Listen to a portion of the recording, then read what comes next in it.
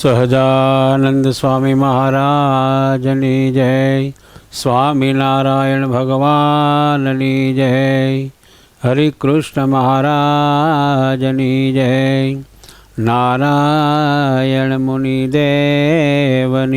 જય. વચનામૃત ગઢડા મધ્યનું 43મું. ગુણાતીત થઈ ભગવાનમાં પ્રીતિ કરવી તે આત્માને સજાતીય છે. સંવત 1880ના પોષ સુધી ચોથને દિવસ સ્વામી શ્રી સહજાનંદજી મહારાજ શ્રી ગઢડા મધ્યે દાદા ખાચરના દરબારમાંથી અયોધ્યાવાસીને ઘેરે ગાદી તકિયા ઉપર વિરાજમાન હતા અને સર્વ શ્વેત વસ્ત્ર ધારણ કર્યા હતા. તીત હોય ને કેવળ સત્તા રૂપે વર્તતો હોય અને તેને વિશે વૈરાગ્ય રૂપ જે સત્વગુણ અને વિષયમાં પ્રીતિરૂપ જે રજોગુણ અને મૂઢપણા રૂપ જે તમોગુણ,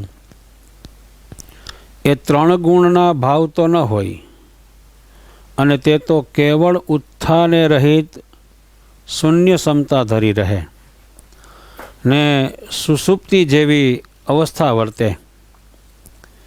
એવી રીતે સત્તા રૂપે રહ્યો જે નિર્ગુણ ભક્ત, તેને ભગવાનને વિશે પ્રીતિ હોય કે ન હોય એ પ્રશ્ન છે.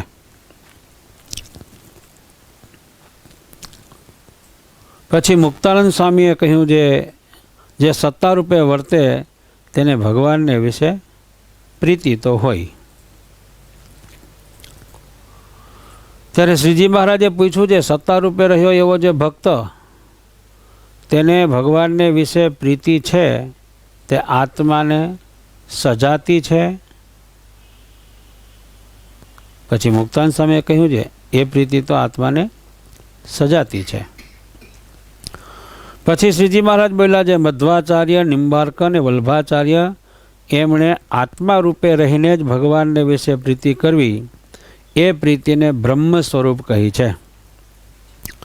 માટે ગુણાતીત થઈને જે ભગવાનને વિશે પ્રીતિ કરે એ જ બ્રહ્મ સ્વરૂપ છે, એમ મોટા મોટા આચાર્યનો સિદ્ધાંત છે. ઇતિ વચનામૃતમ ગઢડા મધ્યનું 43મું. મહારાજ અયોધ્યાવાસીને ઘેરે પધાર્યા. ત્યાં વિરાજમાન છે. પ્રેમાનંદ સ્વામી સરોદો લઈ અને કીર્તન ભક્તિ કરે છે. પછી મહારાજ કે લ્યો પ્રશ્ન ઉત્તર કરીએ, એમ કહીને મહારાજે પોતે પ્રશ્ન પૂછ્યો. પ્રશ્ન સમજ્યા જેવો છે. સત્વગુણ, રજોગુણ અને તમોગુણ એ ત્રણ ગુણ હોય અને કેવળ ઉત્થાને રહિત શૂન્ય ક્ષમતા ધરી રહે. એવી રીતે સત્તા રૂપે જે નિર્ગુણ ભક્ત, તેને ભગવાનને વિશે પ્રીતિ હોય કે ના હોય? લ્યો, સત્વગુણ, રજોગુણ અને તમોગુણ. આમાં લખ્યું કે વૈરાગ્ય રૂપ સત્વગુણ, વિષયમાં પ્રીતિરૂપ રજોગુણ, મૂઢપણા રૂપ તમોગુણ, આ ત્રણેય નથી. ગુણથી પર વર્તે છે, સત્તા રૂપે વર્તે છે, શૂન્ય ક્ષમતા ધરી રહે છે. ખરેખર જે આત્મસત્તા રૂપે વર્તે એને ક્યાંય કરતાં ક્યાંય પ્રીતિ ના હોય. પ્રીતિ હોય જ નહીં. લ્યો, હવે આ ત્રણેય ગુણ સિદ્ધ કર્યા છે, ઉત્થાને રહિત છે અને સત્તા રૂપે વર્તે છે, એને ભગવાનમાં પ્રીતિ હોય કે ના હોય, પહેલો પ્રશ્ન. અને હોય તો કેવી હોય? મુક્તાનંદ સ્વામીએ જવાબ સરસ આપ્યો કે પ્રીતિ તો હોય, સત્તા રૂપે વર્તે એને ભગવાનમાં પ્રીતિ તો હોય. લ્યો, એ પ્રીતિ તો હોય એમ મુક્તાન સ્વામી ક્યારે બોલી શક્યા? ખરેખર વિચાર કરો ત્યારે ખબર પડે કે ઉત્થાને રહિત સત્તા રૂપે જે વર્તતો હોય એને ક્યાંય પ્રીતિ જ ના હોય. જો ક્યાંય પ્રીતિ રહે તો એને આત્મનિષ્ઠાવાળો કે વૈરાગ્યવાળો ના કહેવાય. ક્યાંય કરતાં ક્યાંય પ્રીતિ ના રહેવા દે તો જ આત્મનિષ્ઠા ને વૈરાગ્ય. લ્યો, હવે પ્રીતિ ક્યાંય નથી તો પછી ભગવાનમાં છે કે નહીં? સ્વામી આ ગઢડા મધ્યનું 43મું અને ગઢડા અંત્યનું 3જું આ બે વચનામૃતનો સારો એવો સમન્વય કરે છે અને સરસ રીતે એ બે વાતને વણી લે છે. દયા અને સ્નેહ આ જીવમાં સ્વાભાવિકપણે છે. એ જ્યાં ત્યાં દયાને સ્નેહ કરે, જેની માથે દયા થાય એમાં સ્નેહ થાય જ. લ્યો, હવે એ દયા અને સ્નેહ એને ટાળવા માટે આત્મનિષ્ઠા અને વૈરાગ્ય આ જોઈએ. ખરેખર જીવમાં સ્વાભાવિકપણે દયા અને સ્નેહ રહ્યા જ છે. પ્રીતિ તો સહેજે સહેજે આ જીવાત્માને વિષયોમાં રહી જ છે. દયાએ પોતાના કુટુંબ પરિવાર ઉપર દયાઈ રહી છે. તો હવે એ પ્રીતિને દયાને ટાળી નાખ્યા પછી ક્યાંય પ્રીતિ રીએ? જો ક્યાંય પ્રીતિ રીએ તો દયા અને સ્નેહ એને ટાળવા માટે જે વૈરાગ્ય અને આત્મનિષ્ઠા સિદ્ધ કર્યા છે તો એને ક્યાંય કરતાં ક્યાંય પ્રીતિ રીએ નહીં. લ્યો, અહીંયા પણ એવી જ વાત છે. 3 ગુણથી પર સત્તા રૂપે વર્તે છે, ઉત્થાને રહિત વર્તે છે, એને પ્રીતિ હોય કે ના હોય?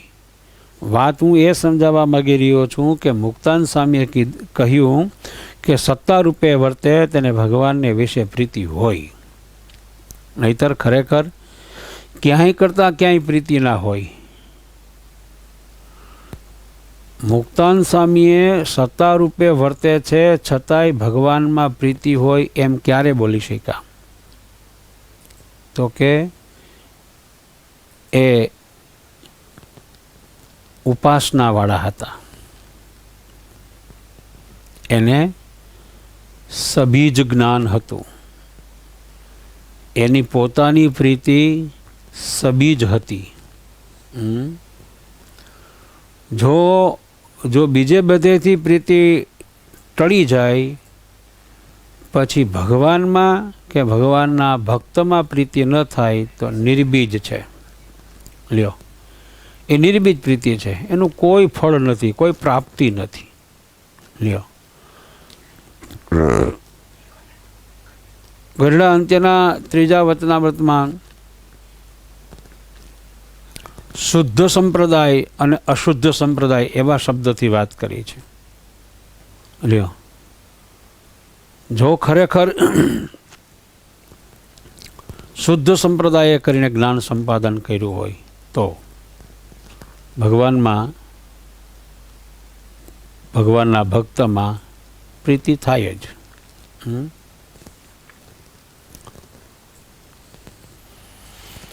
સારંગપુરનું 2જું અને સારંગપુરનું 15મું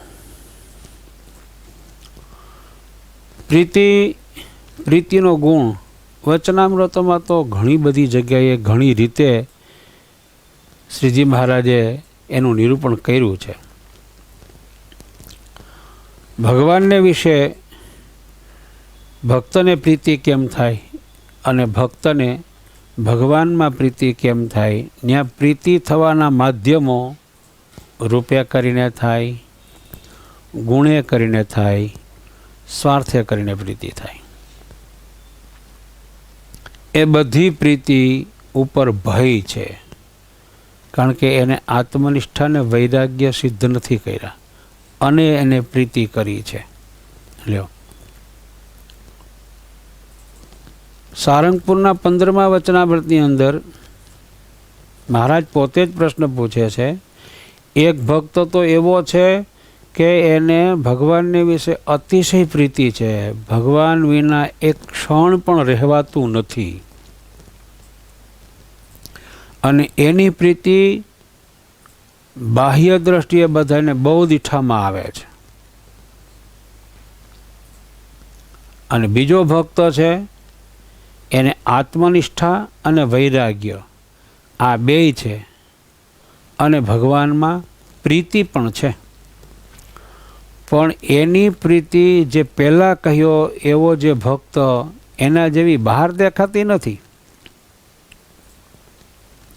અને પહેલાં કહ્યો એનામાં આત્મનિષ્ઠા અને વૈરાગ્ય નથી, અને પ્રીતિ બહાર બહુ દેખાય છે.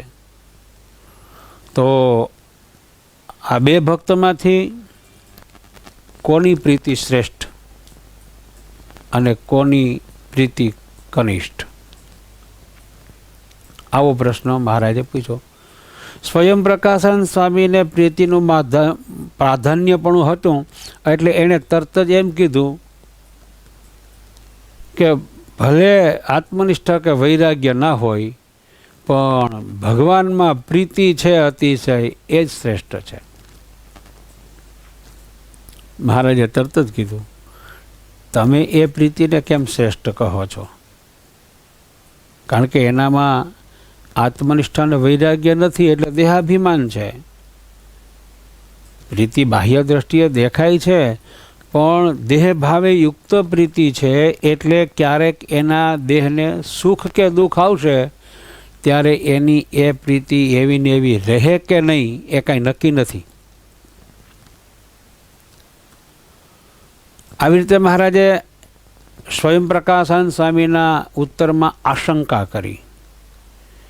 એ આશંકા કરી એટલે તરત જ સ્વયં પ્રકાશાનંદ સ્વામી કે અમે ટળી જાય એવી પ્રીતિ અમે કહેતા નથી, અમે તો ગોપીઓના જેવી જે પ્રીતિ હોય ભગવાનમાં એ પ્રીતિને જ ગણીએ છીએ. ત્યારે મહારાજે કીધું, ગોપીઓ એની જે પ્રીતિ છે એ કાંઈ જેવી તેવી નહોતી. એમાં 3 પ્રકાર હતા. એમાં મુગ્ધા, મધ્યા અને પ્રૌઢા. એ પ્રૌઢા ગોપી છે, એની અંદર તો આત્મનિષ્ઠાય હતો, વૈરાગ્ય હતી, સમજણ હતી, જ્ઞાન હતું, અને બધી રીતે પોતાના ઈષ્ટદેવને યથાર્થ ઓળખતા હતા, અને પછી પ્રીતિ કરી હતી. લ્યો, એટલે પ્રીતિ થવાના માધ્યમો ઘણાય છે, પણ આત્મનિષ્ઠા અને વૈરાગ્ય વિનાની પ્રીતિ એ મહારાજને ગમતી નથી. એ આત્મનિષ્ઠા અને વૈરાગ્ય સહિત જે પ્રીતિ છે ભગવાનમાં, એ પ્રીતિ જ ગુણાતીત છે. એ સિવાય દરેક પ્રીતિ છે એ પ્રીતિ માથે વિઘ્નો છે. લ્યો, મહારાજે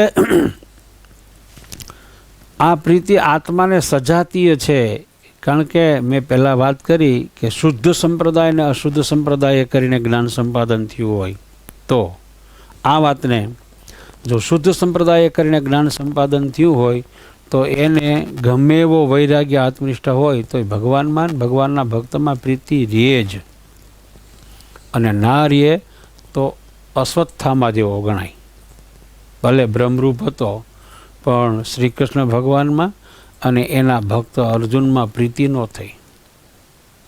આપણી પાસે ગમે એટલા સારા ગુણ હોય, જોજો સારા ગુણ હોય ને એટલે એની આબરૂ આ લોકમાં બધે બહુ હોય.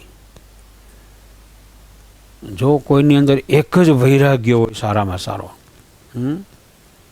એ સારામાં સારો વૈરાગ્ય ખરેખરનો ફૂફાળા મારે એવો હોય, એટલે એની લોકમાં આબરૂ બહુ દેખાય. પણ એ વૈરાગ્ય આ લોકમાં છે, પણ એને પાછી ભગવાનમાં પ્રીતિ છે. એને જો ભગવાનમાં પ્રીતિ હોય તો એનો એ વૈરાગ્ય છે એ સબીજ છે. એ વૈરાગ્ય છે અને ક્યાંય પ્રીતિ નથી. એનો વૈરાગ દેખાય બધે બહુ, પ્રાપ્તિ એટલી નહીં. લ્યો, નિષ્કુળાનંદ સ્વામી છે એ વૈરાગ્ય મૂર્તિ જ કહેવાતા હતા. કા નિષ્કુળાનંદ સ્વામી એટલે વૈરાગ્ય મૂર્તિ. લ્યો, ખરેખર વૈરાગ્ય વાળો છે એને કોઈ દિવસ ક્યાંય પ્રીતિ થાય જ નહીં, તો જ વૈરાગ્ય કહેવાય. લ્યો, પણ શ્રીજી મહારાજે જે ઉપાસનાની રીત બતાવી છે, એને આખી જે સાકારપણાની રીત પ્રવર્તાવી છે, એમાં આ વાત કંઈક અદ્ભુત છે. લ્યો, આમ તો નિષ્કુળાનંદ સ્વામીનો પ્રસંગ વિચારીએ એટલે ગજબ વાત છે. નિષ્કુળાનંદ સ્વામી વૈરાગ્ય મૂર્તિ કહેવાય. એને ક્યાંય કરતાં ક્યાંય પ્રીતિ થાય નહીં. લ્યો, પણ છતાંય એની પ્રીતિ ભગવાનમાં કેના જેવી લખી? સ્ત્રીના જેવી. પુરુષને સ્ત્રીમાં કેવી પ્રીતિ હોય એ તમને બધાને અનુભવ હોય જ.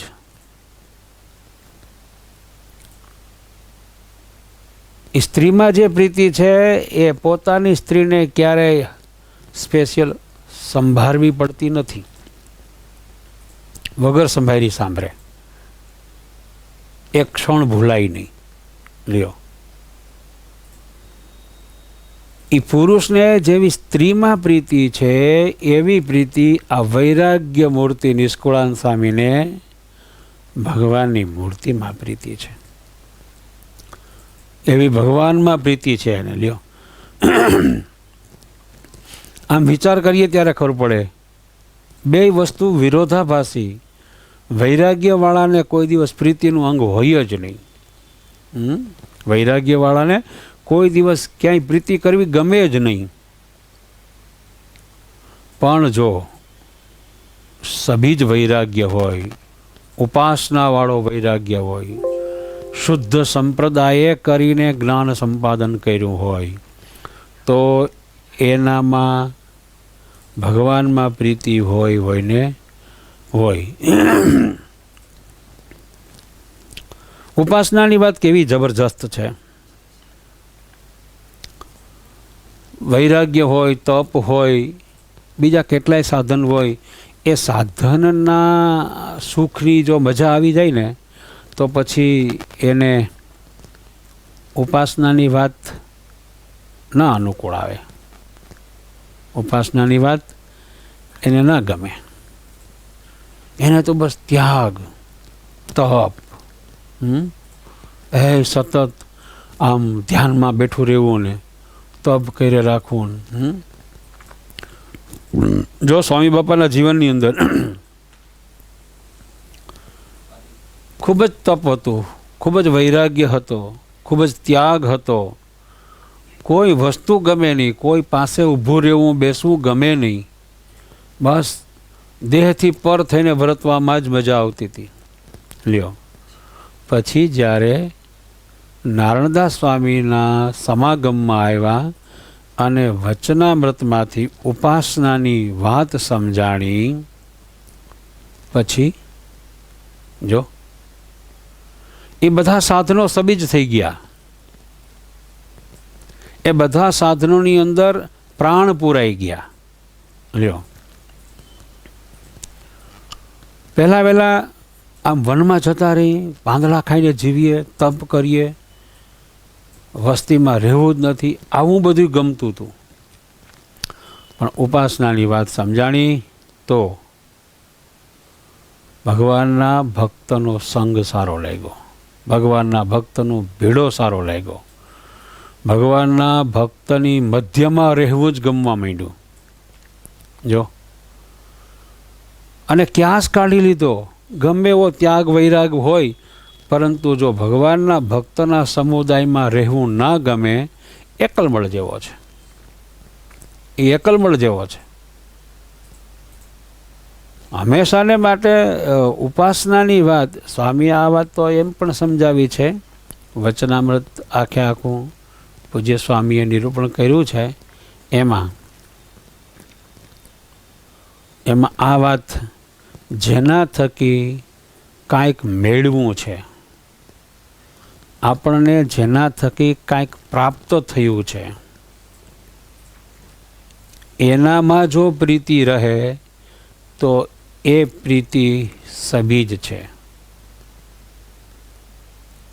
જો એનામાં પ્રીતિ ના રહે તો એ પ્રીતિ નિર્બીજ છે.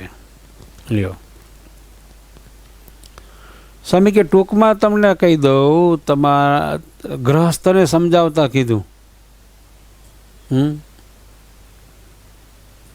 કે તમારો દીકરો તમારા કરતાં વધારે ભણ્યો હોય, તમારાથી વધારે સંપત્તિ કમાવાની આવડત એનામાં આવી ગઈ હોય, પછી એ તમને ભૂલી જાય છે કે યાદ રાખે છે? જો એ તમને ભૂલી જાય તો એની વિદ્યા કે સંપત્તિ એ નિર્ભીજ છે. છેવટે એને સુખરૂપ નહીં થાય. અને એ ગમે એવડા મોટા હોય, ગમે એવડા મોટા થયા હોય, ગમે એવી સત્તા કે સંપત્તિ એની પાસે આવી હોય, પરંતુ એના માત પિતા પાસે એ બાળક જ છે. એ બાળક તરીકે જ એમણે રહેવું જોઈએ. લ્યો, જેટલો એ બાળક પાસે, માત પિતા પાસે બાળક થઈને રહે, એટલી એની શોભા અત્યંત વધે. એની સત્તા કે સંપત્તિ એને દુઃખરૂપ ન થાય. એ સત્તા સંપત્તિનું એને માન ન આવે. ગમે એટલું હોવા છતાંય સુખ એ મારા માત પિતાને આભારી છે એમ માને, એ બાળક કિંમતીમાં કિંમતી છે.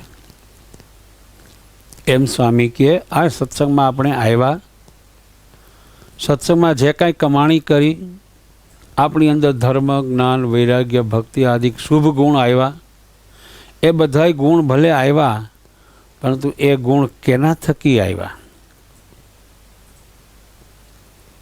જેના થકી ગુણ આપણામાં આવ્યા છે, જેના થકી આપણામાં સમજણ આવી છે, જેના થકી આપણામાં સત્સંગનો પાયો મજબૂત બન્યો છે,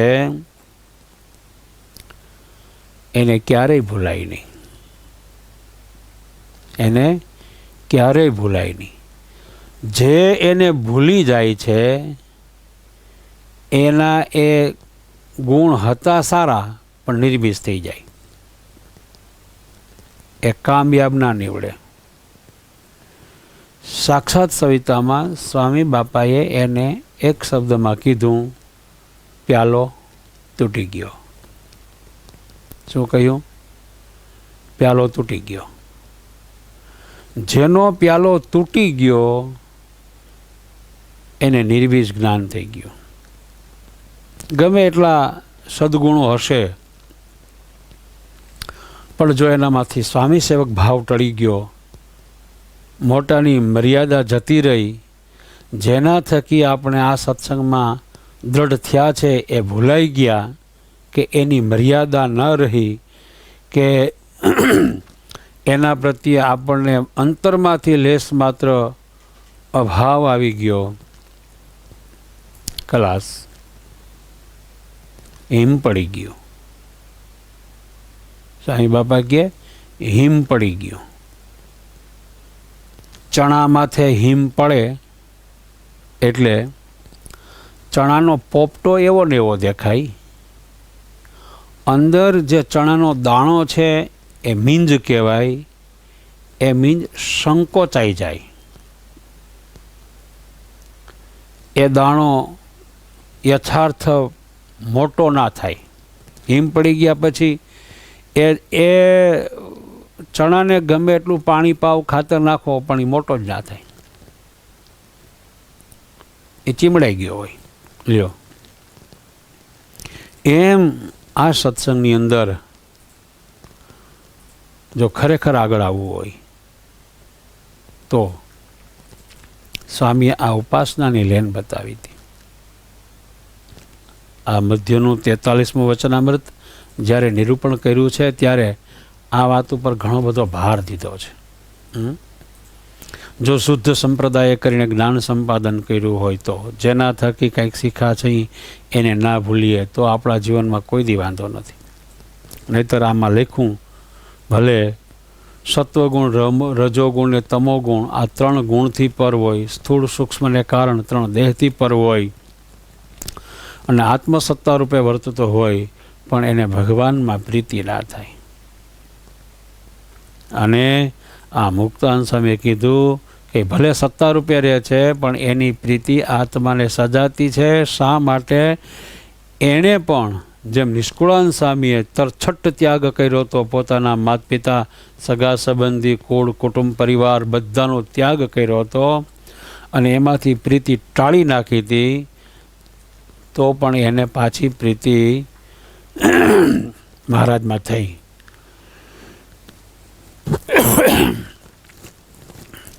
પ્રીતિ થઈ એને લ્યો. આ પ્રીતિ મહારાજને બહુ ગમે છે. ભલે થોડી હોય, આત્મનિષ્ઠા અને વૈરાગ્ય સહિત જે પ્રીતિ છે એ પ્રીતિ જ મહારાજને બહુ ગમે છે. એના વિના બીજી ભલે પ્રીતિ દેખાતી હોય છે, બાહ્ય દ્રષ્ટિએ આમ દેખાતા હોય ખરેખરના હો. જોઈએ છીએ સત્સંગની અંદર, સત્સંગમાં આવા ઘણા બધા ભક્તો આપણે નજર નિહાળીએ છીએ કે બાહ્ય દ્રષ્ટિએ એની પ્રીતિ ખરેખરની દેખાતી હોય, પણ આત્મનિષ્ઠા અને વૈરાગ્ય સહિત પ્રીતિ નથી. એ ક્યારે ખબર પડે છે કે જ્યારે ખરેખર એની પ્રીતિ માથે દેશકાળ આવે, એના શરીરમાં દેશકાળ આવે, વ્યવહારમાં દેશકાળ આવે, ત્યારે એની પ્રીતિની ખબર પડે કે આ પ્રીતિ બાહ્ય હતી, ભભકો હતો, દેખાવ હતો પ્રીતિનો. અંદરથી હોય એ પ્રીતિ દેખાય ભલે નહીં, પણ સમજણ સહિત, યથાર્થ જ્ઞાને સહિત, યથાર્થ ઓળખાણ સાથેની જે પ્રીતિ છે એ પ્રીતિ બાહ્ય દ્રષ્ટિએ ના દેખાતી હોય, પણ એ પ્રીતિના મૂળ મહારાજ કે ઊંડા છે. એ પ્રીતિના મૂળ ઊંડા છે લ્યો. એટલે પ્રીતિ તો અવશ્ય જોશે. જ્ઞાની હોય, ધ્યાની હોય, વૈરાગ્યવાળો હોય, આત્મનિષ્ઠાવાળો હોય, ગમે તેવો હોય, પણ એને પ્રીતિ તો ભગવાનમાં કરવી જ જોશે. અને પ્રીતિને શ્રીજી મહારાજે સૌથી શ્રેષ્ઠમાં શ્રેષ્ઠ સાધનોમાં બતાવી છે લ્યો. સર્વશ્રેષ્ઠ સાધન કીર્તનમાં લખ્યું છે, પ્રેમની આગળ સાધન સર્વે, રવિ આગળ જેમ તારા. આ મુક્તાન સામેનું જ કીર્તન છે. હરિભજતા સૌ મોટપ પામે, જન્મ મરણ દુઃખ જાવે રે, એનું જ આ પદ છે. એમાં 3 પદ સારામાં સારા પ્રીતિ ઉપર લખાશ. એમાં આ એક કડી વિચારીએ ત્યારે ખરું પડે, પ્રેમની આગળ સાધન સર્વે, રવિ આગળ જેમ તારા. એટલે પ્રીતિ તો બધાને જોહે જ. સૂર્ય ઉગે પછી તારા કેવા લાગે? દેખાય? દેખાય જ નહીં. પછી તારા દેખાય જ નહીં લ્યો. એમાં સમાઈ જાય. સૂર્યની આગળ રવિ એટલે સૂર્ય, સૂર્યની આગળ તારા બધા ગૌણ થઈ જાય, દેખાતા જ બંધ થઈ જાય. એમ ગમે એટલા યોગી હોય, યતિ હોય, તપસ્વી હોય, ધ્યાની હોય, જ્ઞાની હોય, એ બધાએ સાધનો કરીને આત્મદર્શનને ઈચ્છે છે, પિંડ બ્રહ્માંડથી પર રહેવાને ઈચ્છે છે, પરંતુ પ્રીતિને ગોતે છે. પ્રીતિ જેને થઈ ભગવાનમાં, એને કરવું કાંઈ બાકી રહ્યું નથી. જેને ભગવાનમાં પ્રીતિ થઈ એને કરવું કાંઈ બાકી રહ્યું નથી. આ વાતમાં બે બાજુ વિરોધાભાસ છે. એ વિરોધાભાસ આપણે ટાળવો છે કે આત્મનિષ્ઠા અને વૈરાગ્ય આ બે હોય તો દયા અને સ્નેહ નાશ થઈ જાય છે. પછી કોઈ દી કોઈને પ્રીતિ ક્યાંય રહેતી નથી. એ પ્રીતિને ઊભી રાખવાની છે. જેને નિર્બીજ પ્રીતિ છે, એને નિર્બીજ બધા સાધનો છે, એની સામે આપણે ક્યારેય જોવાની જરૂર નથી. પૂર્વે થઈ ગયું ભલે થઈ ગયું, જેને કર્યું હોય એને મુબારક. પણ હવે અત્યારે વર્તમાન કાળે શ્રીજી મહારાજે કઈ રીત પ્રવર્તાવી છે, એના નંદ સંતોએ આપણને કેવી રીતે આ બધા ધર્મ, જ્ઞાન, વૈરાગ્ય, ભક્તિ, તપ, નિયમ આ બધું કરવાનું કેવી રીતે કહ્યું છે, એને જે રીત બતાવી છે એ ઉપાસનાએ સહિત રીત બતાવી છે. લ્યો, એમ આપણે ભલે વૈરાગ્ય રાખવાનો છે દેહના સગા સંબંધીમાંથી, અને એમાંથી પ્રીતિ તોડીને ભગવાનને ભગવાનના ભક્તમાં કરવાની છે. હવે થોડી વાર પાછી વૃત્તિવાળો બધાય આપણને દેહમાં, દેહના સગા સંબંધીમાં, પુત્ર કલત્રાદિકમાં, ધન સંપત્તિમાં કેવી પ્રીતિ છે. પ્રીતિનો ગુણ બધામાં છે જ. જો મહારાજે કીધું દયા અને સ્નેહ સ્વાભાવિક છે. આ પ્રીતિનો ગુણ તો સ્વાભાવિક બધામાં છે જ. મહારાજને અને મોટા સંતોને એ જે પ્રીતિનો ગુણ છે એને ખાલી ટ્રાન્સફર કરવો છે. જેમાં પ્રીતિ સ્વાભાવિકપણે રહી છે એમાંથી પ્રીતિ તોડાવીને સ્વાભાવિકપણે ભગવાનમાં કરાવવી છે. સ્વાભાવિકપણે ભગવાનમાં કરાવવી છે. અને જેને ભગવાનમાં સ્વાભાવિકપણે પ્રીતિ થઈ જાય, એક ક્ષણ ચાલે નહીં. ભગવાનની મૂર્તિ વિના એક ક્ષણ ચાલે નહીં. લ્યો, એ કામ કાઢી જાય. લ્યો, એને ભગવાનની મૂર્તિ વિના એક ક્ષણ ન ચાલે તો ભગવાનને એવા ભક્ત વિના પણ એક ક્ષણ ન ચાલે. આવું ક્યાંય છે વચનામૃતમાં?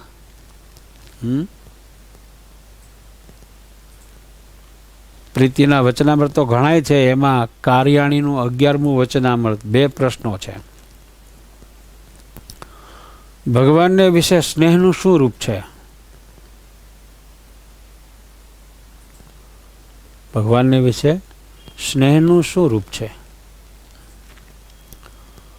મહારાજે જવાબ આપ્યો. સચ્ચિદાનંદ સ્વામીએ પ્રશ્ન પૂછ્યો, મહારાજે જવાબ આપ્યો કે જેને પોતાના પ્રિયતમને વિશે પ્રીતિ હોય એ એની મરજીમાં રહે. સચ્ચિદાનંદ સ્વામીએ પ્રશ્ન પૂછ્યો, મહારાજે જવાબ આપ્યો પોતાના પ્રિયતમની મરજી સિવાય બીજો સંકલ્પ પણ કરે નહીં. આ પ્રીતિ લ્યો, પોતાના ધાયરાની વાત આવે જ નહીં. એની મરજીમાં રહેવા માટે આ લોકની આબરૂ ના નડે, શરીરના સગા સંબંધી ના નડે, ખુદ પોતાનું શરીર એ પણ એમાં ના નડે. લ્યો, જુઓ, તમે વિચાર કરો, કોઈની મરજીમાં રહેવા માટે પ્રયત્ન કરો જી. કોઈ અનુભૂતિ કરી છે એને જ ખબર પડશે કે કોઈની મરજીમાં રહેવું એ કેટલું કઠણ છે અને મરજીમાં રહેવાનો કેટલો આનંદ છે. બે વસ્તુ એમાં રહેલી છે. કઠણી કેટલું છે ને એમાં આનંદય કેટલો છે. આ જેને પોતાના પ્રિયતમને વિશે પ્રીતિ હોય એ એની મરજીને લોપે નહીં. એ એના જવાબમાં મહારાજે ગોપીઓનું દ્રષ્ટાંત આપ્યું છે કે જ્યારે શ્રી કૃષ્ણ ભગવાન ગોકુળથી મથુરા જવા માટે તૈયાર થયા ત્યારે ગોકુળની ગોપીઓ એ ગમે એમ કરીને શ્રી કૃષ્ણને મારે રોકવા જ છે, કારણ કે એના વિના એ રહી શકે એવી એની પરિસ્થિતિ નહોતી. કેટલી બધી પ્રીતિ ગોપીઓને શ્રી કૃષ્ણ ભગવાનમાં. એ તો જેને સ્નેહ ગીતા વાંચી હોય ને એને આમ એક એક કળવાનો અર્થ જાણ્યા હોય ને એને એનો આનંદ હોય, ખબર હોય કે પ્રીતિ શું વસ્તુ છે. લ્યો, એમાં તો ગોપીઓએ એમ પણ કહી દીધું કેવી પ્રીતિ હતી કે અમે મરી જાઉં ને મારા હાડકાની કોઈ વાંસળી કરશે ને અને વાંસળીમાં ફૂંક મારશે ને તો વાંસળી પણ કૃષ્ણ કૃષ્ણ કૃષ્ણ એમ કરશે. લ્યો, આવી પ્રીતિ ગોપીઓને શ્રી કૃષ્ણ ભગવાનમાં હતી. એ શ્રી કૃષ્ણ ભગવાન જ્યારે ગોકુળથી મથુરા જવા માટે તૈયાર થયા, કોઈ સંજોગોમાં જવા ન જ દેવા એવો દૃઢ નિશ્ચય કર્યો હતો. અત્યારે કોઈક મરો તો આ શ્રી કૃષ્ણ ભગવાન રોકાઈ જાય. ગમે એવા પ્રયત્ન કરીને રોકવાના પ્રયત્ન કર્યા, પરંતુ જ્યારે શ્રી કૃષ્ણ ભગવાન તૈયાર થઈને રથમાં બેસવા માટે આવ્યા ત્યારે એની આંખ સામે જોઈ લીધું કે શ્રી કૃષ્ણ ભગવાનને જવાની ઈચ્છા છે, જવાની મરજી છે. લ્યો, શ્રી કૃષ્ણ ભગવાનના નેત્રો સામે જોયું અને એને ખબર પડી ગઈ કે એને લેશ માત્ર અહીંયા આપણે હવે રોકવાની જરૂર નથી. એની ઈચ્છા છે ત્યાં જવાની. જો એને જવાની ઈચ્છા છે અને આપણે નહીં જવા દઈએ તો એને આપણી ઉપરથી હેત ઓછું થઈ જાય. મારી ઉપરથી હેત ઓછું થઈ જાય તો આવી જેને બીક લાગે એ મરજીમાં રહી શકે. આવી જેને બીક લાગે કે મારી ઉપરથી હેત ઓછું થઈ જાય તો આ ગોપીઓને શ્રી કૃષ્ણ ભગવાનની મરજીમાં રહેવાનું તાન હતું એટલે અંતરમાંથી બીક લાગી કે આપણને જે સુખ મળ્યું છે અત્યારે, હવે જો એ સુખ જાળવી રાખવું હોય તો એની મરજીમાં રહેવું જરૂરી છે. એની મરજી લોપી નાખો તો પૂર્વે જે સુખ લીધું હોય ને એનો આનંદ જતો રહીએ, એનો આનંદ જતો રહીએ. એટલે પ્રીતિની વાત અતિ મહત્ત્વની છે.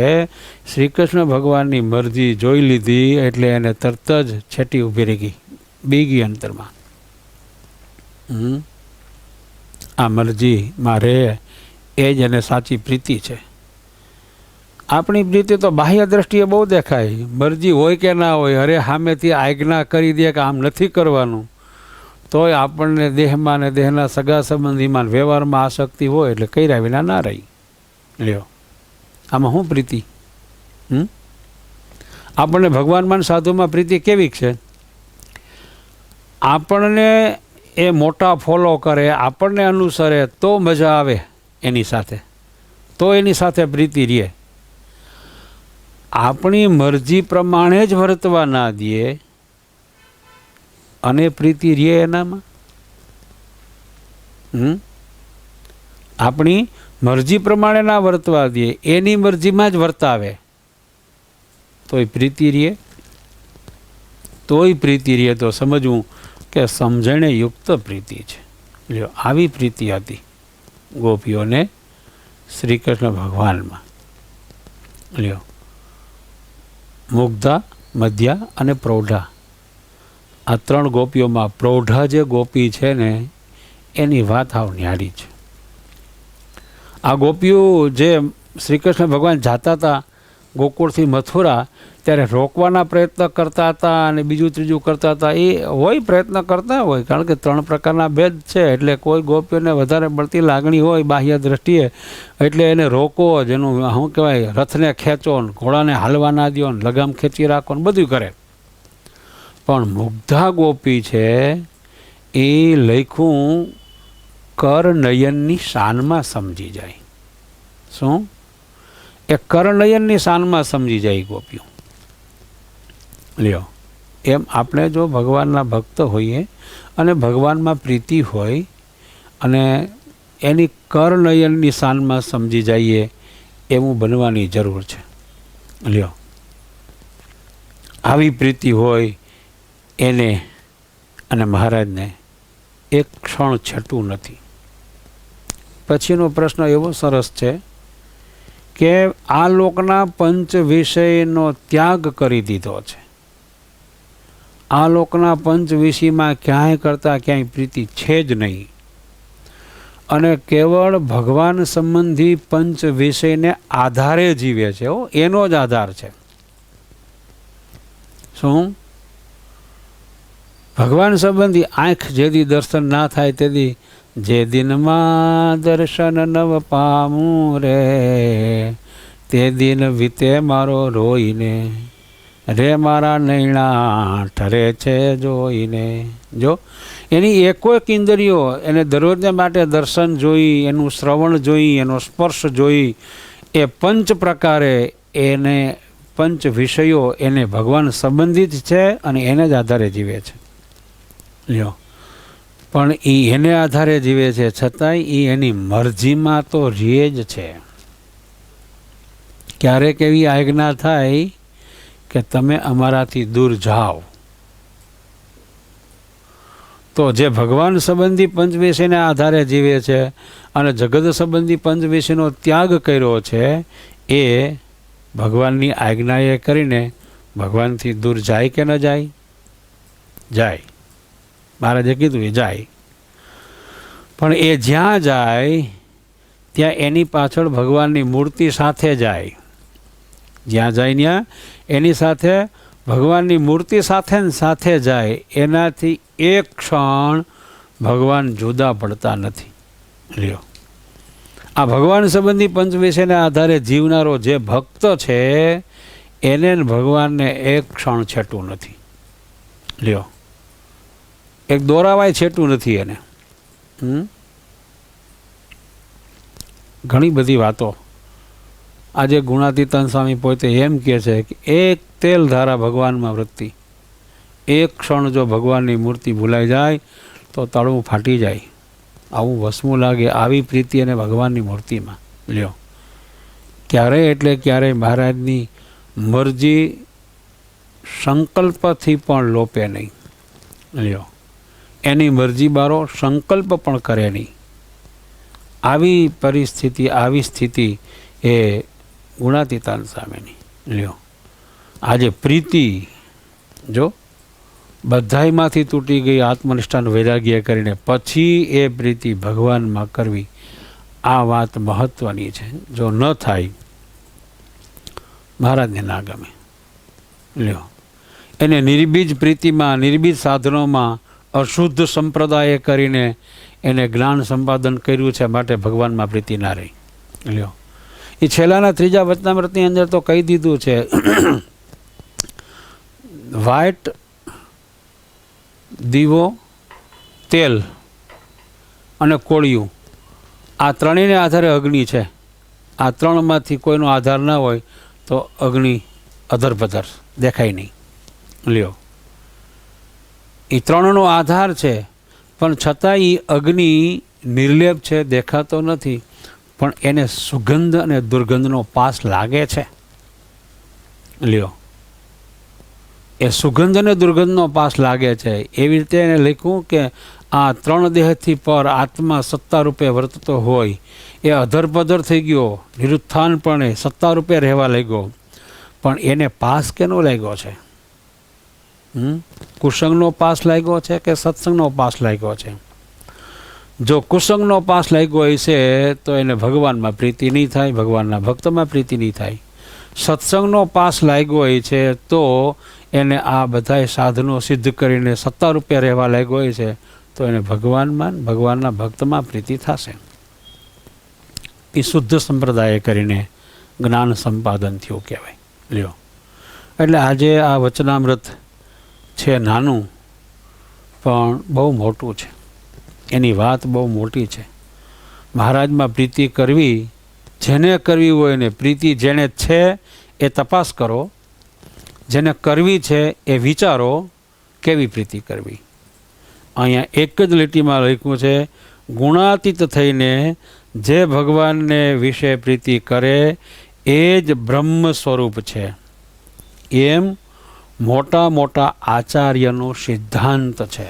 લ્યો, અને ભગવાનમાં પ્રીતિ કરવી પણ ગુણાતીત થઈને, ત્રણ દેહ, ત્રણ ગુણ એનાથી પર થઈ અને ભગવાનમાં પ્રીતિ કરવી, એટલે ક્યાંય કરતાં ક્યાંય આપણને બીજે ક્યાંય ના રહીએ, પણ એક ભગવાનમાં જ રહીએ.